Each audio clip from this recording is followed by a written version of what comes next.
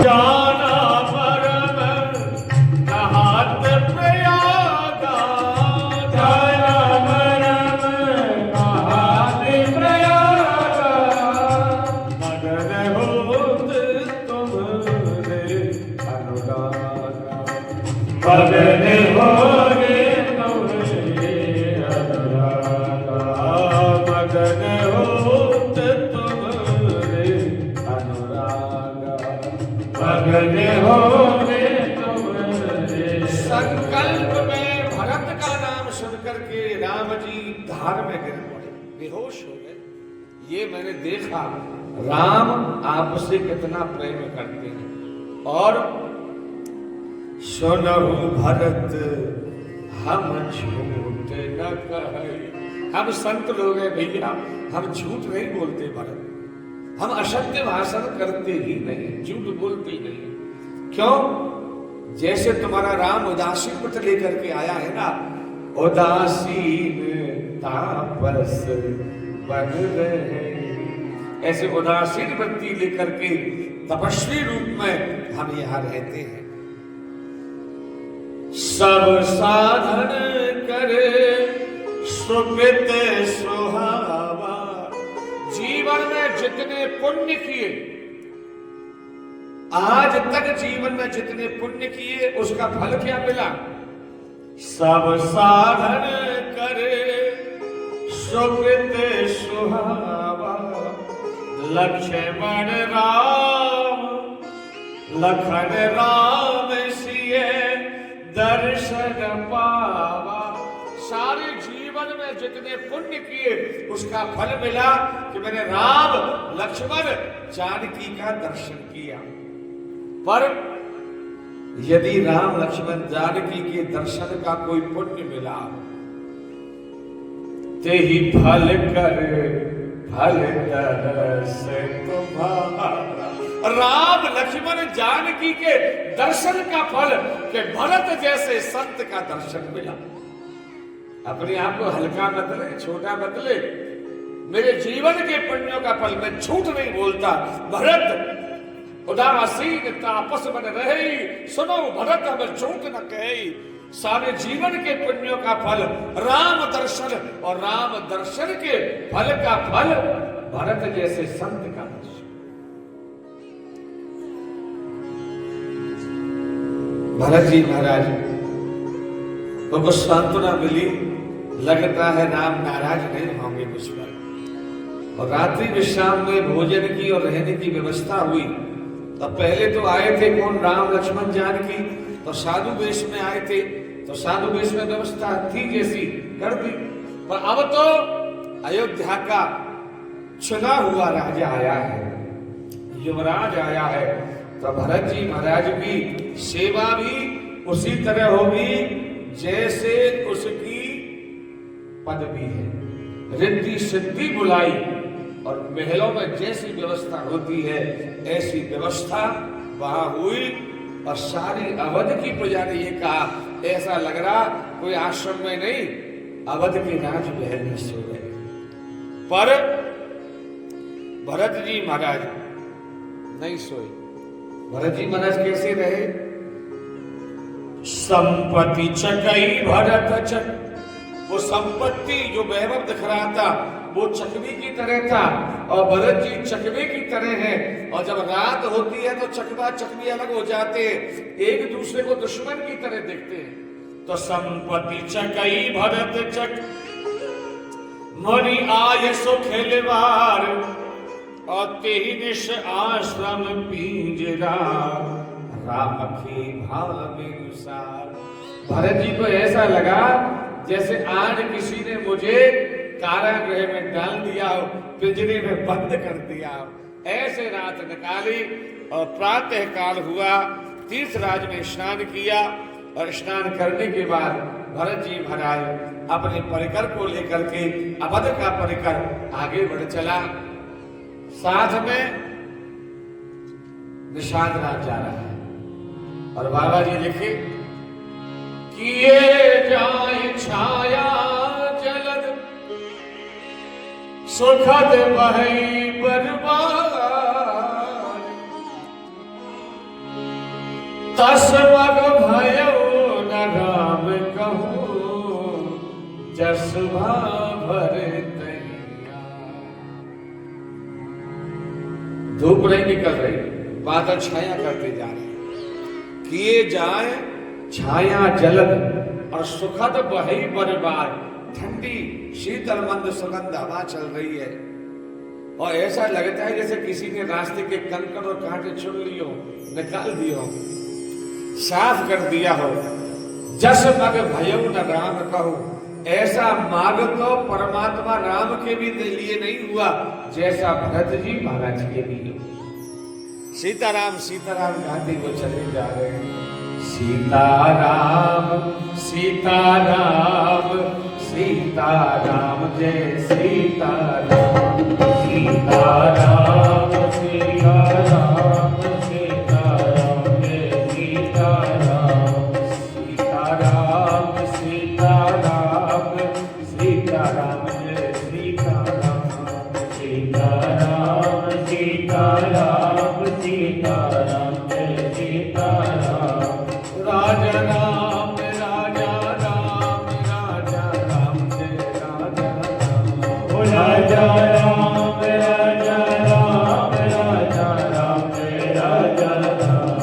राजा राम राजा राम राजा राम जय राजा राम। राजा राम राजा राम राजा राम जय राजा राम। सीताराम सीताराम सीताराम जय सीताराम। सीताराम सीताराम सीताराम जय सीताराम। राजा राम राजा राम राजा राम जय राजा राम। राजा राम राजा राम राजा राम जय राजा राम। सीताराम सीताराम सीताराम जय सीताराम। सीताराम सीताराम सीताराम जय सीताराम। सीताराम सीताराम सीताराम जय सीताराम। सीताराम सीताराम सीताराम जय सीताराम। ओ राजा राम राजा राम राजा राम जय राजा राम। राजा राम राजा राम राजा राम जय राजा राम। सीताराम सीताराम सीताराम जय सीताराम। सीताराम सीताराम सीताराम जय सीताराम। सीताराम सीताराम सीताराम जय सीताराम। सीताराम सीताराम सीताराम जय सीताराम। सीताराम सीताराम सीताराम जय सीताराम। सीताराम सीताराम सीताराम जय सीताराम। राजा राम राजा राम राजा राम जय राजा राम। राजा राम राजा राम राजा राम जय राजा राम। सीताराम सीताराम सीताराम जय सीताराम। सीताराम सीताराम सीताराम जय सीताराम। राजा राम राजा राम राजा राम जय राजा राम। राजा राम राजा राम राजा राम जय राजा राम। सीताराम सीताराम सीताराम जय सीताराम। सीताराम सीताराम सीताराम जय सीताराम। राजा राम राजा राम राजा राम जय राजा राम। राजा राम राजा राम राजा राम जय राजा राम। सीताराम सीताराम सीताराम जय सीताराम। सीताराम सीताराम सीताराम जय सीताराम। सीताराम सीताराम सीताराम जय सीताराम। सीताराम सीताराम सीताराम जय सीताराम। जय श्री सीताराम। आगे बढ़े ऐसी सुंदर व्यवस्था परमात्मा ने भरत जी महाराज की प्रदान की। उधर जैसे जैसे भरत चित्रकूट के करीब आ रहे हैं, समीप आ रहे हैं, इंद्र की धड़कन बढ़ती जा रही है। देवता भयभीत तो चले जा रहे हैं और देवताओं ने देवगुरु बृहस्पति को बुला के कहा कहीं ऐसा ना हो दोनों भैया मिल जाए। अब दोनों मिल गए, कहीं राम वापस नहीं आ जाए, क्योंकि भरत का प्रेम इतना प्रबल है कि राम वापस आ सकते हैं। बाबा रोको रोको इनको। देवगुरु बृहस्पति ने कहा अरे तुझे 1000 आंख मिल गई फिर भी अंधा है क्या? है? सहस नयन बिन लोचन जाने, 1000 आंख मिल गई फिर भी अंधा। मायापति सेवक सन माया, अरे माया के पति के सेवक के से माया करूं मैं? सुन, अगर कोई परमात्मा का अपराध करे तो परमात्मा क्षमा कर देते हैं, और कोई भगत का अपराध करे वो परमात्मा की क्रोध की अग्नि में जल करके खाक हो जाता है। जो अपराध भगत कर करही और राम रोष पावक सो जाए। इसलिए मेरी बात मान, तेरे हाथ जोड़ू, चुपचाप बैठा रहे। क्या?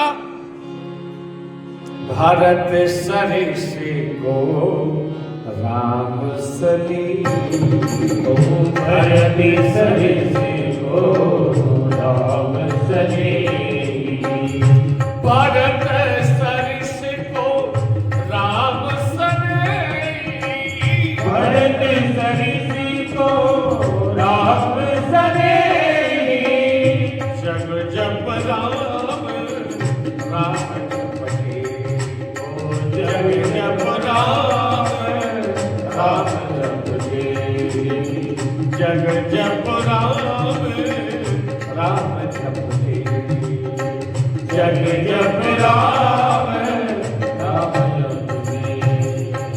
भरत के जैसा परमात्मा का कोई प्रेमी नहीं है। देवगुरु बृहस्पति कह रहे इंद्र से, सारा संसार राम राम जपता है और राम भरत का नाम जपते हैं। जग जप राम राम जप जी। और भैया सुख दुख तो भाग्य की बात है, कर्म की बात है। जिसके कर्म में जो लिखा होता है वो भोगना पड़ता है। जितना दुख तुम्हारे भाग्य में लिखा है तुम्हें भोगना ही पड़ेगा। और यहाँ बाबा जी की प्रसिद्ध चौपाई है, कर्म प्रधान विश्व रचिराता, जो जस करई सो 10 फल चाखा। और मैं विघ्न डालने नहीं जाऊंगा, क्योंकि राम सदा सेवक रुचि राखी। राम का स्वभाव है जो हमेशा अपने सेवक की रुचि रखता है। कैसे? कोई भी इच्छा हो सबको पूरी करते हैं। जब राम रावण का युद्ध पूरा हो गया, वानर भालुओं की सभा जुड़ी हुई है। भगवान श्री राम ने बीच में खड़े होकर कहा, पुष्पक विमान में खड़े होकर, तुम्हारे बल में रावण मारो। छोटे छोटे बंदर, और से राम जी कह रहे, हे वानर भालुओं, तुम्हारी शक्ति के बल पर मैंने रावण का वध कर दिया। तुम्हारे बल में रावण मारो। राज विभीषण को पुरस्कार, और विभीषण को मैंने राज दे दिया। बताओ युद्ध कैसा रहा? बोला बहुत बढ़िया, आनंद आ गए महाराज। पर एक आवाज आई, जामवंत ने कहा, ये कोई वो है क्या युद्ध? इधर से बाण चला वो मर गया, उधर से बाण चला ये मर गया है। अरे युद्ध तो वो होता है जो बाजुओं से किया जाता है। मेरी तो खुजली नहीं मिटी। जब वामन भगवान ने अवतार लिया था ना, जब 3 कदम में सारी पृथ्वी को नापा, मैंने 7 परिक्रमा दी थी वामन भगवान। मेरी तो खुजली नहीं मिटी साहब। राम जी ने कहा, मैं मिटाऊंगा भाई, तेरी खुजली मैं मिटाऊं। पर सुनो जामवंत, अभी तो मैं मर्यादा मई अवतार में आया। अगर मैं तेरे साथ युद्ध करूंगा तो मर्यादा खत्म हो जाएगी, सेवक और स्वामी का युद्ध होगा, तो मेरी मर्यादा पर आंच आ जाएगी। अगला अवतार मेरा द्वापर में होगा, मैं कृष्ण बन के आऊंगा, तब तेरी नस नस ढीली कर दूंगा, तब बताऊंगा कि युद्ध कैसे किया जाता है। और जामवंत के साथ भगवान ने 26 दिन युद्ध किया। 26 दिन। जब वो भी रग रग में दर्द हो गया, हड्डी हड्डी ढीली कर दी, तब भगवान ने कृपा करके दुपट्टा हटाया और बताया, देख मैं कौन हूं। और जब भृगुलता का चिन्ह देखा तो हाथ जोड़ के कहा, आपका अवतार हो गया? हाँ मेरा अवतार हो गया। मैं यदुवंश में वासुदेव कृष्ण बनकर के आया, मेरा उद्धार करो। और भगवान ने जामवंत का उद्धार किया। तो भगवान भक्त नित्य की रुचि रखते हैं। राम सदा, ये चौपाई डाल दी बाबा जी ने, राम सदा सेवक रुचि राखी, राम सदा सेवक रुचि राखी। वेद पुराण साधु सब साथी, वेद पुराण साधु सब साथी। वेद पुराण साधु सब साथी। भगवान अपने भक्त की इच्छा रखते हैं, इसलिए भरत के बीच में विघ्न डालना, अपने विनाश को निमंत्रण देना है, पीछे हट जा। और उस समय सरस्वती गई, वो भगवान की इच्छा से गई थी। तब कछु करे हो राम रुख जानी, राम जी की इच्छा थी, और आज राम जी की इच्छा नहीं है, इसलिए कुछ भी मत कहो। भरत जी जा रहे हैं, और जब ही राम कही ले उसासा, राम राम कह करके भरत जी लंबी सांस लेते, ऐसा लगता है जैसे पहाड़ पिघल करके नीचे आ जाए। एक एक श्वास भरत जी की, द्रवही वचन सुन कुलश पछाड़ा। आगे पहुंचे, यमुना जी पर पहुंचे, और रात्रि विश्राम यमुना के किनारे। अब चित्रकूट नजदीक है, यमुना से आगे थोड़ा सा। रात्रि विश्राम हुआ, और प्रातः काल भरत जी महाराज और सारे अवध के परिकर ने स्नान किया, शौचादि कर्म से निवृत्त हुए। निषाद राज ने भरत और शत्रुघ्न से कहा, अब मेरे साथ चलिए, इनको अपना कार्य करने दीजिए। और भरत और शत्रुघ्न दोनों निषाद राज के साथ चल पड़े। पीछे पीछे प्रजा आ रही है, चलती आ रही। जात पयादे खात फले, भरत सरिस को। नंगे पांव भरत जी जा रहे हैं, रास्ते में जहां भी कोई वृक्ष में फल मिलते खाते चले जा रहे हैं। लोगों ने देखा, जो पहले गए थे ना दो, वैसे दो अब आए हैं, पर पहले उनके साथ स्त्री थी, उनके साथ इतने लोग नहीं थे, और उनके मुखारविंद पर ना प्रसन्नता थी ना दुख था, इनके मुखारविंद पर दुख छलक रहा है। नहीं प्रसन्न मुख मानस खेदा, जो पहले गए थे उनके मुखारविंद पर ना प्रसन्नता थी ना खेद था, इनके तो आंखों में दुख छलक रहा है, लगता है कोई और है। उसी समय थोड़ा आगे बढ़े तो भरत जी महाराज के दाहिने अंग भड़कने लग गए, शगुन होने लगे।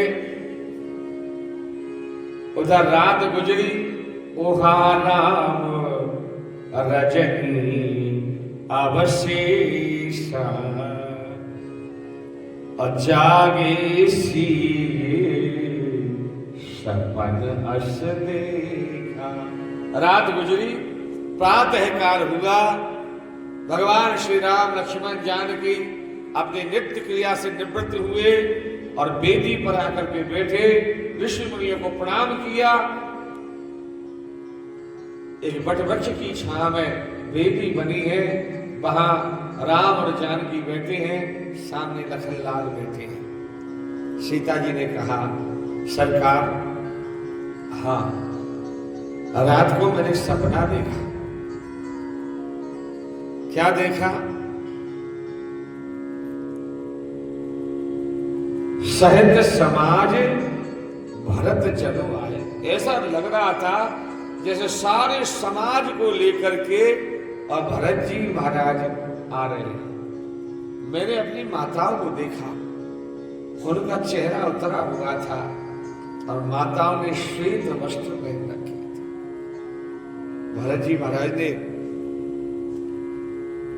बड़ी भारी प्रजा समेट करके इधर आने की तैयारी की है।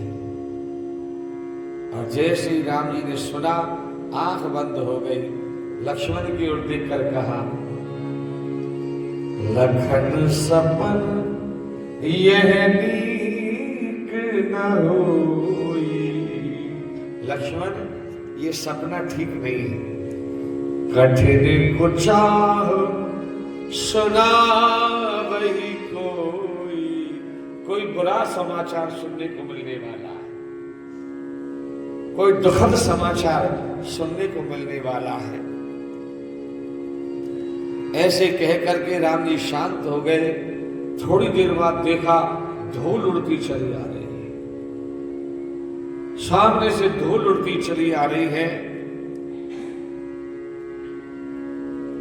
दो चार निषाद आए, दौड़ते चले आए, राम जी के चरणों में प्रणाम किया और कहा, महाराज अयोध्या से भरत जी महाराज चतुरंगिनी सेना लेकर के आ गए।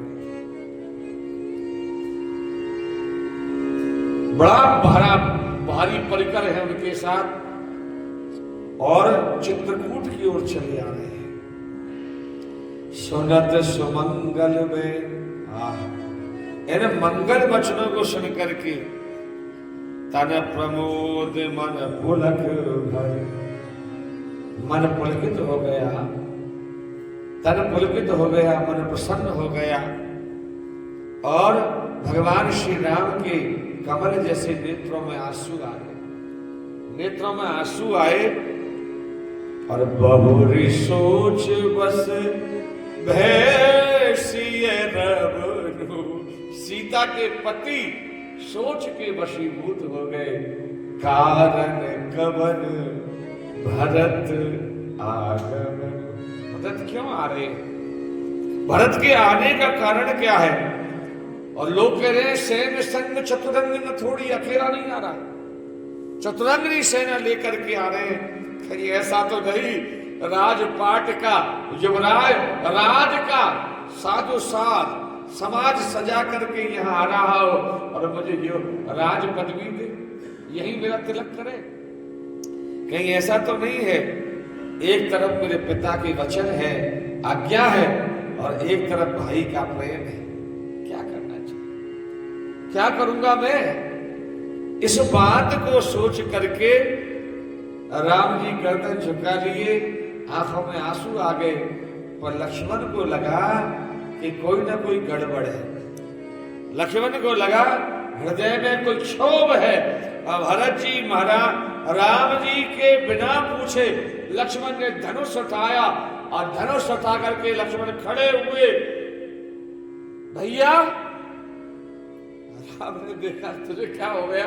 भैया, ये संसारी लोग हैं ना, थोड़ा सा पद पा करके अभिमानी हो जाते हैं और लगता है भरत को भी अभिमान हो गया है और इस कुटिलता में ला करके कि दोनों भाई अकेले हैं, जाकर के सेना से उनको मार करके अखंड अवध का राज भोगूंगा, ये सोच करके शायद भरत चतुरंगिनी सेना लेकर के आ रहा है।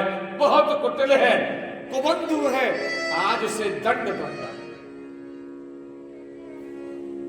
आज राम सेवक जस है, राम का सेवक होने का यश लूंगा और भरत ही समर शिखा बन देव, भरत को बताऊंगा युद्ध क्या होता है।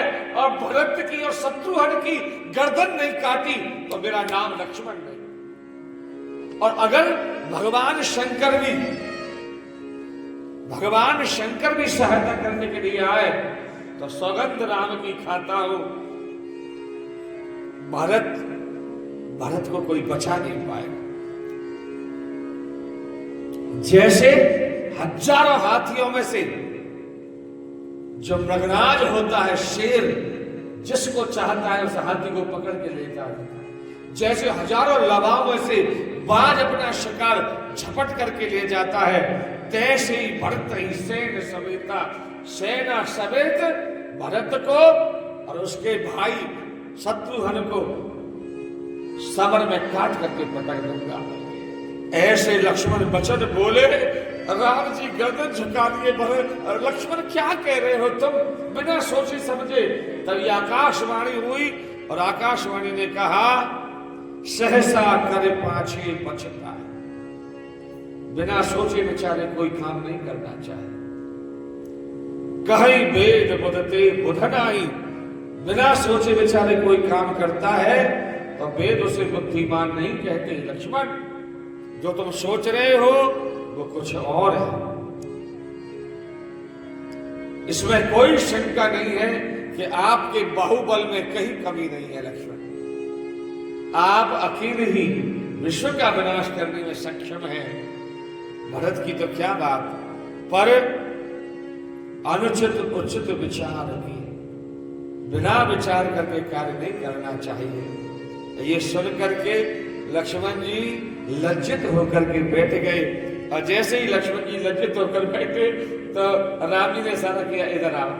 और सीता राम ने लक्ष्मण को बीच में बिठा लिया और राम जी लक्ष्मण के माथे पर हाथ फराने लगे। और हाथ फराते फराते भगवान श्री राम बोले, भैया तुमने कहा ना कि विषयी लोग हैं उनको थोड़ा सा पद मिल जाता है तो अभिमानी हो जाते हैं। एक वहां सुनो, भारत ही होई ना राज मरे,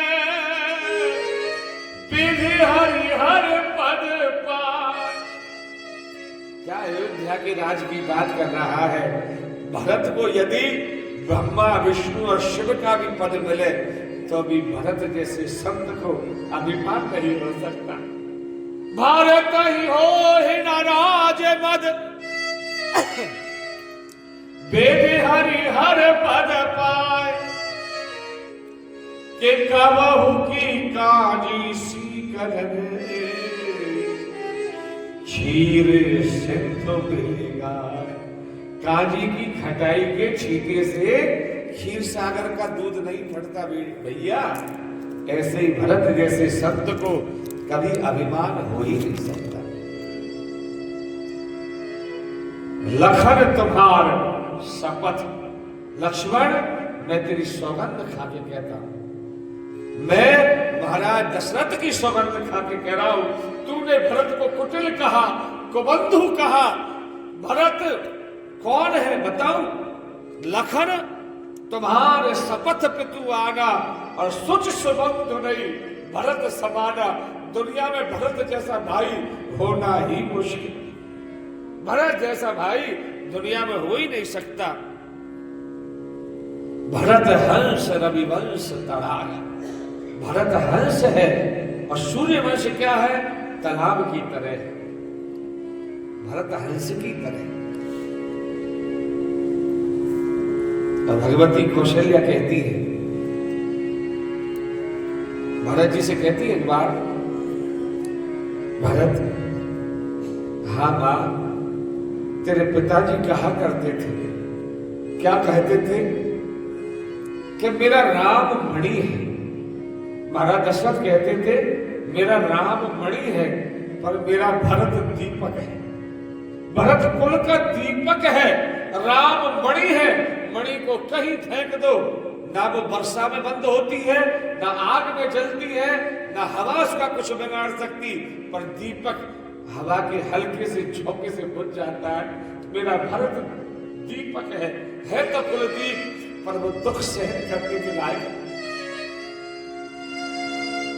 बार बार मोहे कहूं मही बार बार मोहे कहूं मही जाने हो सदा भरत कुलदीपा। जाने हो सदा भरत कुलदीपा। जाने हो सदा भरत कुलदीपा। जाने हो सदा भरत कुलदीपा। भरत हमारा कुल दीपक है। और भैया और भी तुझे बात बताऊं, जो न होत जन जन्म भरत को, यदि भरत का दुनिया में जन्म नहीं होता तो सकल धर्म धुरी धरण भरत को, इस धर्म की धुरी को कौन धारण करता? जैसे बैल कंधे पर धुरी रखते ना, धुरी, उस शब्द का प्रयोग किया है। जैसे धुरी को धारण करता है, ऐसे धर्म की धुरी को भरत जैसा संत धारण कर सकता है। अगर दुनिया में भरत का जन्म नहीं होता तो धर्म को धारण करने वाला कोई पैदा नहीं होता। कह करके राम जी शांत हो गए, चुप हो गए। भरत जी निषाद राज के साथ आगे बढ़े, सबको नीचे रोक दिया गया और राम शैल का दर्शन करवाया निषाद राज ने। देखो वो राम शैल है, उधर चले दोनों भाई भरत जी महाराज, शत्रुघ्न जी महाराज निषाद राज के साथ आगे बढ़े और दूर खड़े होकर का सामने 5 पेड़ दिखाई दे रहे हैं। भरत जी महाराज ने कहा किधर? बोले सामने देखो ना, पाकर, जम्बू, रसाल, तमाला, 4 पेड़ तो ये हैं। एक पाकर का है, एक जामुन का है, एक आम का है, एक तमाल का है, और इनके बीच में चारों पेड़ों के मध्य में एक वृक्ष और खड़ा है, और वो है कौन सा? बट वृक्ष, विशाल बट वृक्ष है। दिखाई दे रहा है? हाँ दिखाई दे रहा है। उसके नीचे एक वेदी बनी है, वेदी दिख रही है, वेदी भी दिख रही है। वेदी पर कोई बैठा है क्या?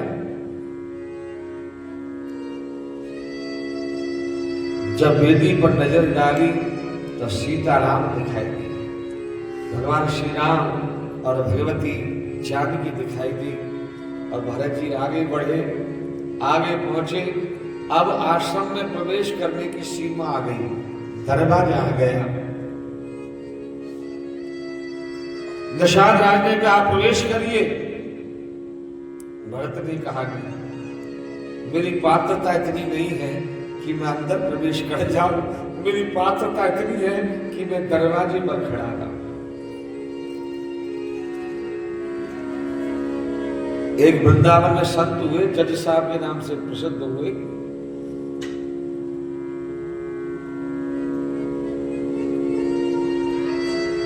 एक भक्त थे, निषादी थे जाति से, केवट था। रघुनाथ जी का मंदिर था गांव में। रघुनाथ जी की शरण में रहते थे, और कोई पूछता तो एक ही बात कहते, रघुनाथ जान, रघुनाथ जान। उनकी एक बेटी बड़ी हो गई, 3 बेटे थे। बेटी का विवाह करना था, गरीबी थी, पैसा नहीं था। कहा किसी साहूकार से पैसा ले लो, पैसा ले लिया। उसने कुछ जो लिखना था वो लिख दिया, बेटी का विवाह कर दिया। तीनों बेटों ने कहा आप भगवान का भजन करो, हम कमा करके आपको दे देंगे, आप दे आना। तीनों बेटे कमाई करते थे, और वो केवट रघुनाथ जी के मंदिर में रहता, वहीं झाड़ू पोंछा, वहीं प्रसादी पाता, वहीं रहता था। बच्चों ने 1-2 साल में पैसा इकट्ठा किया, पिताजी को दिया। पिताजी गए, साहूकार को जाके पैसा दिया, उसने पैसा लिया और पर्ची बना दी, आपने पैसा दे दिया। तभी उस निषाद को, केवट को प्यास लगी। प्यास लग रही है, जाओ जल पिया और मुझे भी ले आओ। वो चला गया खड़ा होकर के, और बुद्धि बदल गई साहूकार की। साहूकार ने पर्ची बदल दी और दूसरी पर्ची लेकर के दी। अब वो बेचारा क्या जाने, आ गया, रघुनाथ जी को प्रणाम किया। कुछ दिन बाद केवट के नाम से सम्मन आया, कोर्ट में बुलाया गया है। केवट कोर्ट में गया, साहूकार सामने खड़ा है। आपने इनसे पैसा लिया था? हाँ साहब पैसा लिया था।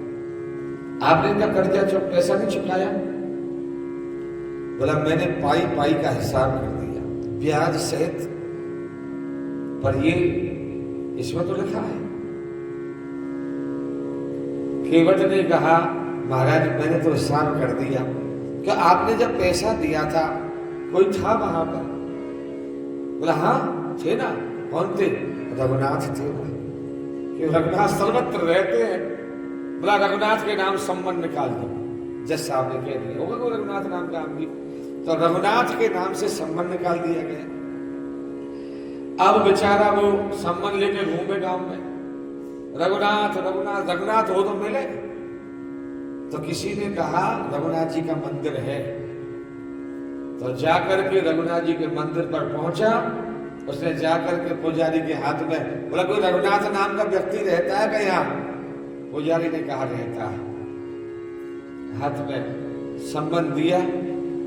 पुजारी ने सम्मन पढ़ा और रघुनाथ जी के चरणों में रख के कहा लोगों ने आपको 56 भोग बहुत चढ़ाए होंगे, लोगों ने आपको पोशाकें बहुत पहनाई होगी, प्रभु पहली बार सम्मन आया है और वो भी तेरे भक्त का है। खेमट आया। पुजारी ने पूछा क्या हुआ? बोला हम गए, जज साहब ने पूछा कि कौन था उस समय? तो मैंने कहा रघुनाथ जी। रघुनाथ जाने रघुनाथ जी थे। अगली पेशी आई, आवाज लगाई रघुनाथ हाजिर हो, रघुनाथ हाजिर हो। पूछा भैया रघुनाथ कहाँ है? बोला होगी यहीं कहीं, आ जाएंगे। खेमट का विश्वास था रघुनाथ हाजिर हो। तीसरी आवाज में एक बूढ़ा आदमी हाथ में डंडा लिए धीरे धीरे चलता रहा है और कटघरे में आकर के खड़ा हो गया। कटघरे में आके खड़े हुए, आपका नाम रघुनाथ है? हाँ जज साहब मेरा नाम रघुनाथ है। आपके सामने इन्होंने पैसा दिया था। साहूकार सामने खड़ा है। साहूकार उसे नहीं पहचान पा रहा, दिखाई नहीं तो कैसे पहचाने? बोला हाँ साहब पैसा दे दिया, पाई पाई का हिसाब कर दिया। आप कैसे कह सकते हैं? बोला साहूकार को यही रखिए और आप अपना सेवक भेजिए, फलाने नंबर की खिड़की पर फलाने नंबर की बही में वो कागज रखा हुआ है। आदमी गया और वहां देखा, बही लेकर के आया। उसके अंदर पर्ची रखी थी जो उसने बदल दी थी। जैसी पर्ची पढ़ी, खेमट को बरी कर दिया। जो भी होना था वो हो गया। अब रघुनाथ जी गायब। जो सम्मन लेकर के गया था उस व्यक्ति को जज साहब मिले। जज साहब को प्रणाम करके कहा कि मैं जिसको वो सम्मन दे के आया था वो व्यक्ति नहीं था। तो कौन था? किसको सम्मन दे के आए थे? तो सम्मन रघुनाथ जी के मंदिर में दे के आया। तो जज साहब रघुनाथ जी के मंदिर में पहुंचे। खेमट रास्ते में मिल गया। कहाँ रहते हो? जहां रघुनाथ जी रहते हैं। रघुनाथ कहाँ रहते हैं? जहां हम रहते हैं।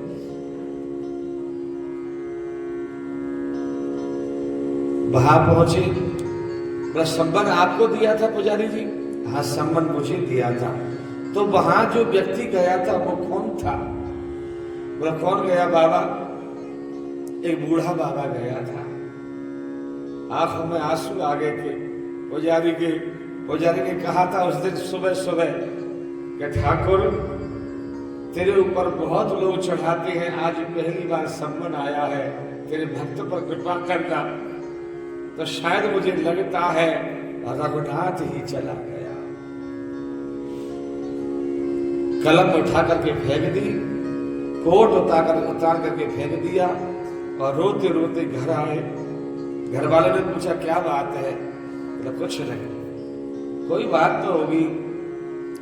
बोला आज अदालत में स्वयं ठाकुर जी पधारे, पर ये तो प्रसन्नता की बात है कि वो तूने ठाकुर जी का दर्शन कर लिया। ये प्रसन्नता की बात है कि नहीं है? बोला प्रसन्नता की बात तो है, पर एक दुख की बात भी है। वह दुख की बात क्या है? कि कुर्सी पे बड़ा जज बैठा रहा, मैं मैं जज बन करके कुर्सी पर बैठा रहा और रघुनाथ खड़े समझाते रहे। मैं जज बन के खड़ा रहा और वो मेरे सामने कटघरे में खड़े रहे। अब तो मैं उनको मुंह दिखाने के लायक ही नहीं रहा। उसी दिन जज साहब ने घर छोड़ दिया, साधु बन गए, वृंदावन आकर के रहे और उनको जज साहब के नाम से ही जानते थे। ज्यादा पुरानी बात नहीं है, लगभग 150 वर्ष पुरानी बात है। भक्तमाल में है ये कथा। और बिहारी जी के मंदिर रोज जाते थे, बाकी बिहारी के मंदिर और दरवाजे पर जाते और वही प्रणाम करके लौट के चले आते। कभी बिहारी जी के मंदिर में अंदर जाकर के दर्शन नहीं किया। संत लोग पूछते, जज साहब आप दर्शन करने नहीं जाते? बोला मैं राम जी को मुंह दिखाने के लायक ही नहीं, बिहारी जी को मुंह दिखाने के लायक ही नहीं। कुर्सी पे बना जज बैठा रहा और रघुनाथ खड़े समझाते रहे।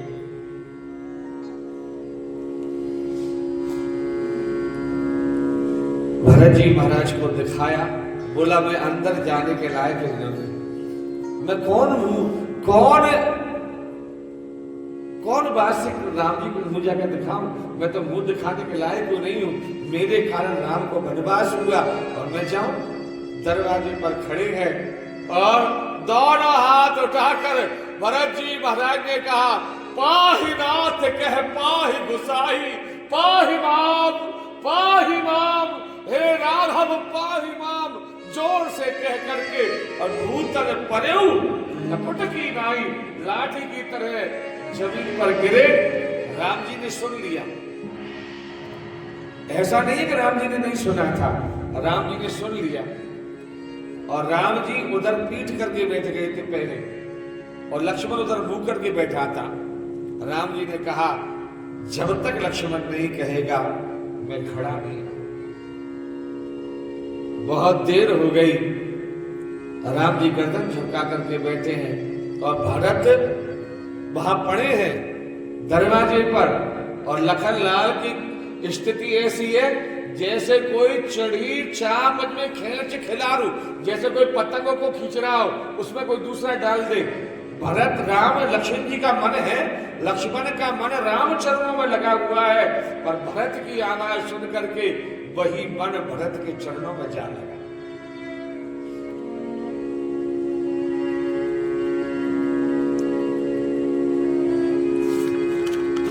लखनलाल ने कहा, महाराज आपने कुछ सुना?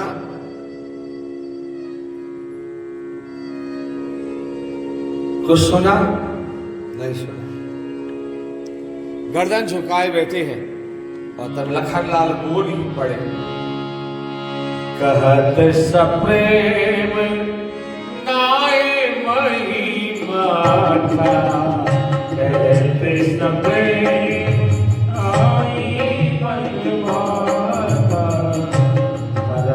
प्रणाम करते रघुनाथा, प्रणाम करते रघुनाथा, प्रणाम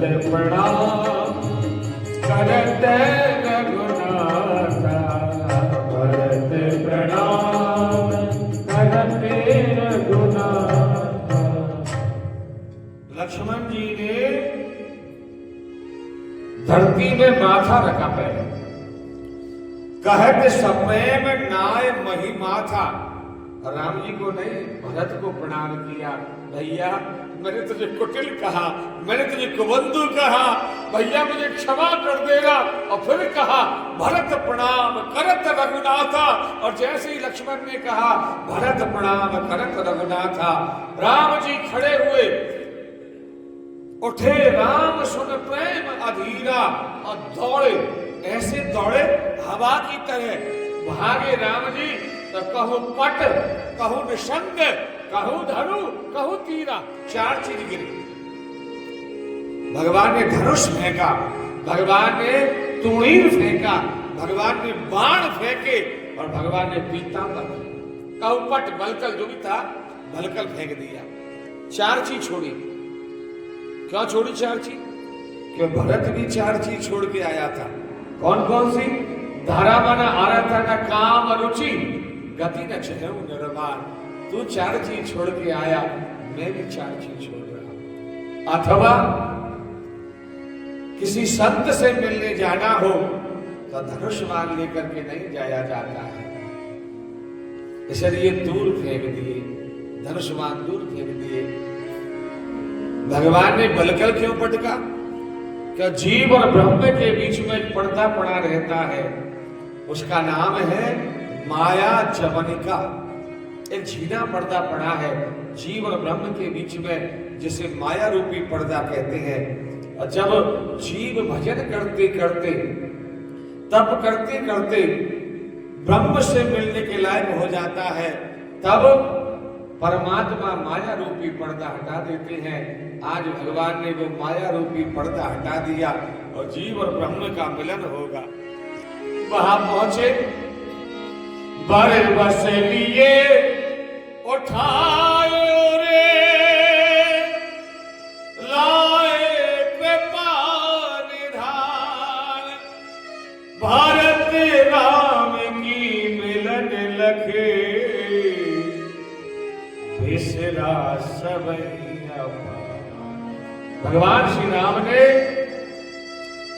दौड़ करके भरत को उठाया, छाती से लगा लिया और राम के नेत्रों से आंसू बहने लगे। चारों ओर, चारों जगह 4 प्रेमी खड़े। एक तरफ लखन खड़ा है, एक तरफ सीता खड़ी है, एक तरफ निषाद राज खड़ा है और एक तरफ शत्रुघ्न जी महाराज खड़े। चारों कोने पर 4 प्रेमी खड़े हैं और चारों की दृष्टि नीची हो गई। आज राम ने भरत जी से इतना प्रेम किया, इतना प्रेम किया, और ऐसा लग रहा था जैसे सारे प्रेमी राम के विरह के समुद्र में डूब जाएंगे।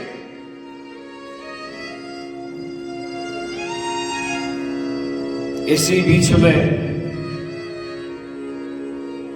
केवट बोल पड़ा।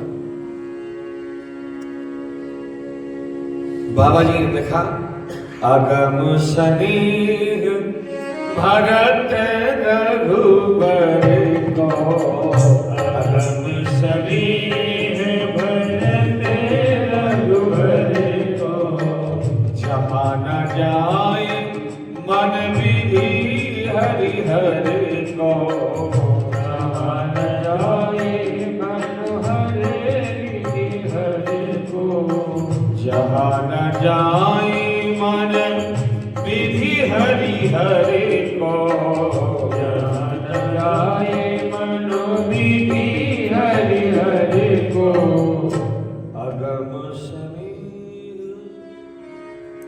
भरत का राम का प्रेम ऐसा है जिसको ब्रह्मा, विष्णु और महेश भी वर्णन नहीं कर सकते। तुलसी जी कहते हैं, मेरा जैसा कुबुद्धि क्या वर्णन